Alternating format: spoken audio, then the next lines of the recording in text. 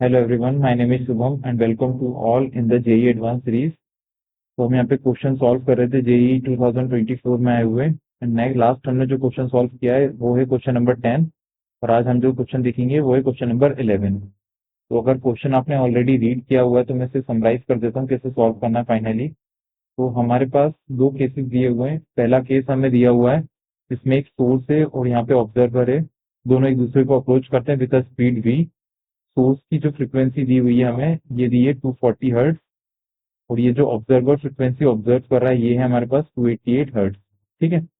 And second case हमें दिया है ये जो सोर्स है इसकी फ्रीक्वेंसी अभी भी 240 हर्ट्ज है, ये दोनों एक दूसरे से दूर जा रहे हैं और ऑब्जर्वर जो फ्रीक्वेंसी ऑब्जर्व करेगा दैट इज एन हर्ट्ज और यही हमें यहाँ पे कैलकुलेट करना है। एन की वैल्यू हमें कैलकुलेट करना है। तो हम यहाँ पे समझ रहे हैं कि ये डॉपलर इफेक्ट पे बेस्ड क्वेश्चन है एंड डॉपलर इफेक्ट में कई सारे रिलेटिव ऑब्जेक्ट एंड सोर्स के रिलेटिव जो भी मोशन होते हैं तो कई सारे केसेस बनते हैं, तो उन्हीं के अकॉर्डिंग फॉर्मूले जस्ट हम एडजस्ट करते जाते हैं। तो पहला वाला जो केस है हमारे लिए है ना, इसमें अगर हम यहाँ पे देखें तो फॉर्मूला बनेगा frequency observe equal to frequency of source and यहाँ पे मल्टीप्लीकेशन आएगा velocity speed of sound and plus आ जाएगा speed of observer divided by speed of sound minus आ जाएगा यहाँ पे स्पीड ऑफ सोर्स। ठीक है। वो सेकंड वाले केस की बात करें तो यहाँ पे जो फ्रीक्वेंसी आएगी हमारे पास फ्रीक्वेंसी ऑब्जर्व, ये फॉर्मूला जस्ट एडजस्ट हो जाएगा फ्रीक्वेंसी ऑफ सोर्स साइन के साथ, बस यहाँ पे चेंजेस आ जाएंगे तो ये V S minus V nought हो जाएगा और यहाँ पर V S plus V dash S हो जाएगा। ठीक है, इतना ही बस यहाँ पे चेंजेस आने वाला है। तो ऑलरेडी हमने यहाँ पे सब समझ लिया किसकी क्या वैल्यू है ना, तो बस सॉल्व करते हैं सीधे हम। तो frequency of observation in the case first, हम केस फर्स्ट से यहाँ पे चलेंगे। तो केस फर्स्ट में हमें दिया हुआ है frequency to be observe that is 288 है ना, और फ्रीक्वेंसी ऑफ सोर्स हमें दिया है 240।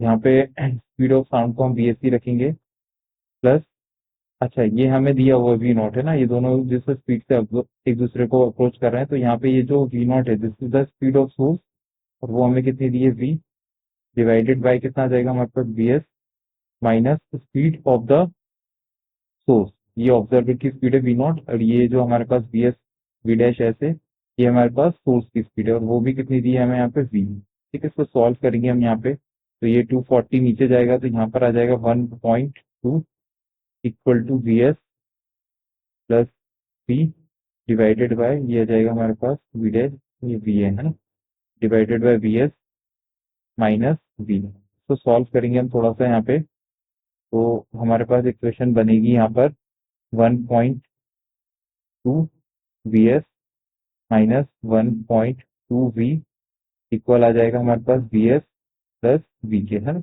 इसको सॉल्व करेंगे हम यहाँ पे तो वी एस यहाँ पर आएगा तो that will B 0.2 of V S और ये आ जाएगा हमारे पास ऐड होकर के 2.2। ठीक है, 2.2 ऑफ वी है ना। तो यहाँ से अगर हम वी की वैल्यू निकालते हैं तो ये हमें समझ में आ रहा है 0.2 डिवाइडेड बाय आ जाएगा 2.2 and that will B 1/11 of V S.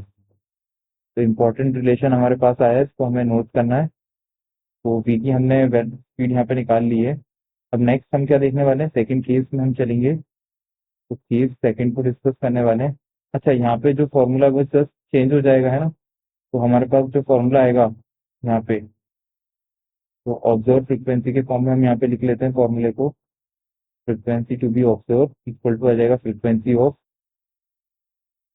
Source है ना, और यहाँ पर आ जाएगा हमारे पास स्पीड ऑफ साउंड। अब ये माइनस हो जाएगा हमारे पास ये जो स्पीड ऑफ ऑब्जर्वर यहाँ पे दिया हुआ है ना, ये दूर जा रहा है तो ये स्पीड तो v रहेगी अभी भी डिवाइडेड बाय यहाँ पर कितना आ जाएगा वी एस, तो ये हो जाएगा प्लस v। तो इसको सॉल्व कर लेंगे हम यहाँ पे सिंपली है ना। अब हमें समझ में आ रहा है v की वैल्यू हमें क्वेश्चन में गिवन है, यहाँ पे हमने निकाल ली है तो उसको बस पुट करेंगे और सॉल्व कर देंगे। अभी फ्रीक्वेंसी जो ऑब्जर्व हो रही है दैट इज एन और फ्रीक्वेंसी ऑफ द सोर्स ये हमें दी हुई है 240। तो सॉल्व करेंगे तो वी एस की जो वैल्यू है हमारे पास तो ये तो वी एस है माइनस ये जो v आ रहा है हमारे पास कितना आ रहा है 1/11 ऑफ वी एस। ठीक है, सिमिलरली यहाँ पे क्या आ जाएगा 1 वी एस, ये प्लस हो जाएगा हमारे पास वी एस बाय 11। इसे सॉल्व करना हमें सिंपल है ना। तो जैसे हम इसे सॉल्व करेंगे तो देखो ऊपर क्या आएगा हमारे पास, यहाँ पे जो n की वैल्यू है that will be equal to the 240 और ये जब हम इसे सॉल्व करेंगे तो ये आ जाएगा हमारे पास 10 of V S divided by 12 of V S. तो ये वी एस से वी एस कट जाएगा यहाँ पे, तो जब हम सॉल्व कर लेंगे तो आंसर आ जाएगा हमारे पास डायरेक्टली 200। ठीक है, this is the value of N. So I hope the question easily understandable by you. So thank you very much to watch this video.